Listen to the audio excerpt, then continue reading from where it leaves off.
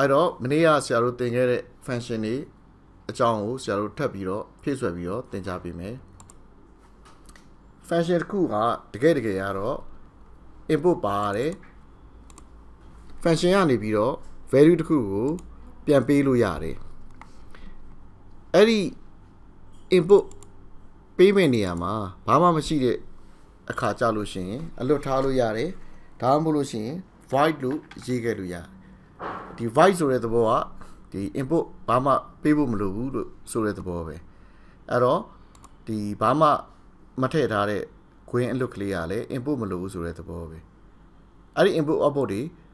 ဘာကြောင့်လိုတာလဲဆိုတာကိုရှေ့ခန်းနေကြရင်ရှင်းပြပေးမယ်အဲ့တော့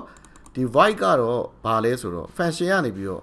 ဘလို့ data type ပြန်ပေးမှာလဲဆိုတဲ့ဒီ data type ကိုရေးရအခုဒီမှာ void လို့ရေးထားခြင်းအပြင်ဘာ data type မှာဘာ data မှပြန်မပေးဘူးဆိုတဲ့သဘောပဲဆိုချင်တာကသူက function ကိုအပြီးလုပ်သွားမှာဒီမှာပဲသူဆောင်ရွက်စရာရှိတာကိုဆောင်ရွက်သွားမယ်ဘာ input မှလည်းမယူဘာ output မှလည်းမယူဆိုတဲ့သဘောပဲအဲ့ဒီသဘောတရားကိုရှင်းအောင်လို့ဗီဒီယိုလေးတစ်ခုတည်တံ့ဖန်တီးလိုက်တာဖြစ်ပါတယ်အဲ့တော့ဆရာအနေနဲ့ဥပမာလေးတွေပေးပြီးတော့ရှင်းပြပါဦးမယ်အဲ့တော့ဆရာတို့ကအလုံသမားတယောက်ကိုခိုင်းစရာရှိရဆိုပါစို့ပုံမှန်အားဖြင့်ဈေးဝယ်ခိုင်းမယ်ဆိုရင်ဈေးဘိုးပေးလိုက်ရမယ်ကိုက input အနေနဲ့သူဈေးဘိုးပေးလိုက်ရမယ်ပြီးရင် instruction တော့ပေးလိုက်ရမှာပေါ့လေအဲ့ဒီခါကျရင် तू ကကိုယ့်ရဲ့အမှားစာအတိုင်းပဲပစ္စည်းတွေဝယ်ပြီးတော့ပြန်ယူလာလိမ့်မယ်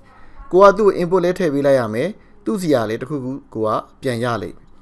ဒါဒီသင်္ချာမှာလဲဒီသဘောတရားပဲ sin function ဆိုလို့ရှိရင်sin အထက်ထဲမှာ green ထဲမှာ angle တစ်ခုထည့်လိုက်မယ်ဒါဆိုလို့ရှိရင်အဲ့ဒီ angle နဲ့ညီမျှတဲ့ sin တန်ဖိုးကို तू ကပြန်ပေးလိမ့်မယ်အဲ့တော့ function ဆိုတာက input တစ်ခုထည့်ပေး input တစ်ခုဒါမှမဟုတ်တစ်ခုတည်းပို့ပြီးထည့်ပေးပြီးတော့ return value တစ်ခုပြန်ရတဲ့ကောင်ကို function လို့ခေါ်တာဖြစ်တယ်ဒါပေမဲ့တချို့အခြေအနေတွေမှာတော့အလုပ်သမားကိုကခိုင်းလိုက်လို့ရှိရင်ဥပမာခြုံရှင်းခိုင်းမယ်ဆိုပါတော့ခြုံရှင်းခိုင်းလိုက်လို့ရှိရင် သူကအဲ့ဒီခြုံကိုပြောင်းအောင်သွားရှင်းမယ်ရှင်းပြီးရင်သူပြန်သွားလိမ့်မယ်အဲ့တော့ကိုကသူ့ဘာမှပေးလိုက်စရာမလိုဘူး instruction ပဲပေးလိုက်မှာသူကလည်းသူရှင်းပြီးတော့သူကနေပြီးတော့ကိုဘာမှပြန်မပေးဘဲနဲ့ပြီးသွားမယ်ပေါ့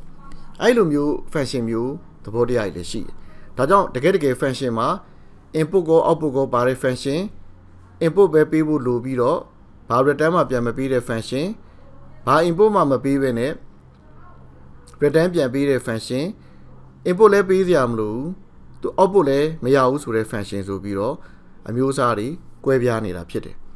အဲ့တော့ဒီမှာသင်ပေးတဲ့ဒီ function ကတော့ input လည်းပေးစရာမလိုဘူးဒီ output လည်းပြန်မရဘူးရိုးရှင်းတဲ့ function တွေပေါ့အဲ့တော့ဒီလိုရိုးရှင်းတဲ့ function တွေကိုဘယ်လိုရေးလေးရှိလဲဆိုတော့ရိုး program မှာဆရာတို့ရိုးဒီ code တွေကိုရေးလိုက်တယ်ရေးပြီးတော့မှအဲ့ code လေးတွေကိုကူးပြီးတော့မှနာမည်တစ်ခုပေးပြီးတော့တခြားတစ်နေရာမှာ function အနေနဲ့သွားပြီးတော့ save လုပ်လိုက်တယ်ဒီလိုမျိုးပေါ့တခြားနေရာမှာ function အနေနဲ့သွားပြီးတော့ save လုပ်လိုက်တယ်save လုပ်ပြီးသွားတဲ့အချိန်မှာဆိုလို့ရှိရင်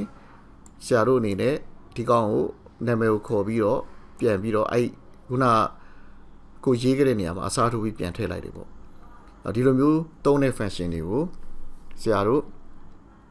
void function တွေလို့ခေါ်တယ် function ကိုစသုံးခါစမှာအလွယ်ဆုံး function တွေဖြစ်တယ်အဲ့တော့ဒါပြီးသွားရင်တော့ input output ပါတဲ့ function တွေ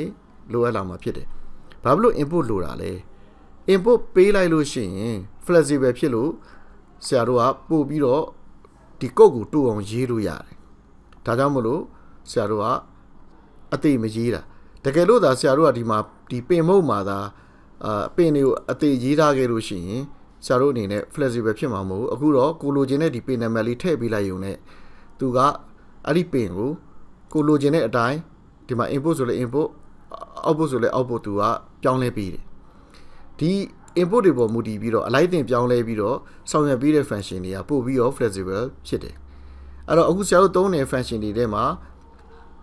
return value ပေးတဲ့ function မပါသေးဘူးအဲ့တော့အဲ့ဒီ function တွေကိုသင်ပေးမယ်အဲ့ဒီ function ကိုသူများရေးတဲ့ function တွေကိုအသုံးချတတ်ပြီဆိုရင်ကိုယ်တိုင်ဘယ်လိုရေးလဲဆိုတာကိုသင်ကြားပေးမယ်အဲ့တော့ဒီသင်ခန်းစာကိုဒီလောက်နဲ့ပဲဖြတ်လိုက်တော့မယ်အားလုံးကိုကျေးဇူးတင်ပါတယ်